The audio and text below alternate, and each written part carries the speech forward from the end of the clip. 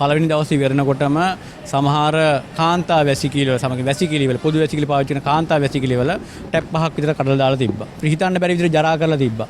මේවා අපි දකින්නේ කාරණා දෙකක්. එකක් වෙන්න පුළුවන් පාවිච්චි කිරීම නොදැනුවත්කම. හැබැයි නොදැනුවත්කම නිසා පහක් කාන්තා වැසිකිලි වලකීම් ගැලවෙන්න විදියක් නැහැ. ඒක නිකන් ගලවන්න බෑ, ඇදලා ගලවන්න බෑ. කරකවලා තමයි කඩලා අයින් කරන්න ඕනේ. මේක සංවිධානාත්මකව හිතලා මතලා ජනතාව අපහසුතාවයට ලක් කරන්න ආණ්ඩුව අපහසුතාවයට ලක් කරන්න කරපු එකක් කියලා තමයි අපිට නම් හිතෙන්නේ. මොකද ඊයේ රෑ හයි කරාට පස්සේ අද උදේ වෙනකොට ආයෙත් දෙකක් තුනක් කඩලා තිබ්බා. ඉතින් ඒ කඩන්නේ සැලසුම් සහගත කඩන්නේ. මොකද අපි දන්නා මධ්‍යම බස් නැවතුම් පොළ තුල තිබ්බේ මොන තත්ත්වෙද කියලා. එතනින් යැපිච්ච පිරිසක් හිටියා. මත්ද්‍රව්‍ය දෙන්න ආවා, තව ගණිකා වෘත්ති වෙතෙන් ආවා, තව ඒත් එක්ක බැඳිච්ච වෙනම ව්‍යාපාරයක් එතන තිබ්බා. දැන් එතන ඒම ව්‍යාපාරයක් එතන නැහැ. මිනිසුන්ට ගිහිල්ලා පාඩුවේ බස් එකට නැගලා පිරිසිදුව යන්න පුළුවන් තත්ත්වයක් හදලා දෙනවා. ඉතින් මේකත් එක්ක යැපිච්ච කට්ටිය අපි හිතනවා මේක කඩාකප්පල් කරන්න ආණ්ඩුව අපහසුතාවයටපත් කරන්න වියදම් කරලා වැඩක් නැහැ කියලා කලකිරවන්න මේම සංවිධානාත්මක වැඩ කරනවා කියන බලාපොරොත්තු අපි ළඟ තියෙනවා.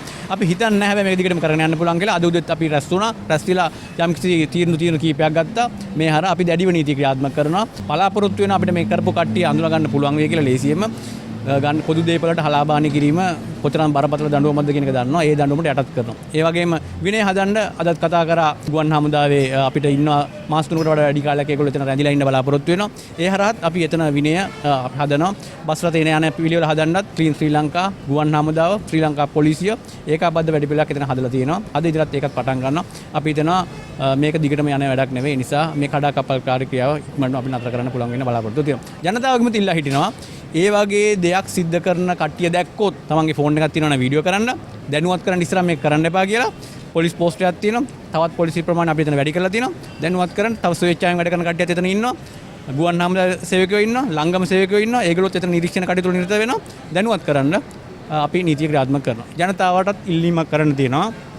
මේක තමන්ගේ බදු මුදලින් ගොඩනගපු දෙයක්. කලින් තිබ්බ තත්ත්වය කොහොමද පොඩ්ඩක් මතකයට ගන්න. දැන් තියෙන තත්ත්වය කොහොමද ඒක ආරක්ෂා කරන්න සම්පූර්ණ සහයෝගය දෙන්න කියන ඉල්ලීම කරනවා. කරදරයක් නැතුව අවුරුද්දකට මිනිස්සුන්ට ගම යන්න දෙන්න පුළුවන් කියලා රජයේ විදිහට ඔබතුමාට සාතිකයක් දෙනවා. කරදරයක් නැතුව උපරිමයෙන් ගමේ යන්න බලාපොරොත්තුවක් ගමයට යවන්න බලාපොරොත්තුවක් තියෙනවා. පොඩි වැඩිවීමක් වෙන්න පුළුවන් තව ටික වෙලාවකින්. මොකද අද තමයි උපරිම ඉල්ලුම තියෙන්නේ.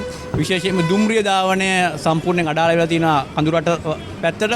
එතනට අපි විශේෂ අවධානයක් යොමු කරලා තියෙනවා. අනිත් පැත්තට ඒ වගේම අවධානයක් බරක් යොමු කරලා තියෙනවා. අපි හිතනවා මේක අපිට කළමනාකරණය කරගෙන ජනතාවට අවුරුදු බලා ඉතාමත් අවම අපහසුතාවයකින් යන්න උපරිම කැපවීම අපි කරලා තියෙනවා. අපි ඒ දේ සාර්ථක වෙයි කියන බලාපොරොත්තු තියෙනවා.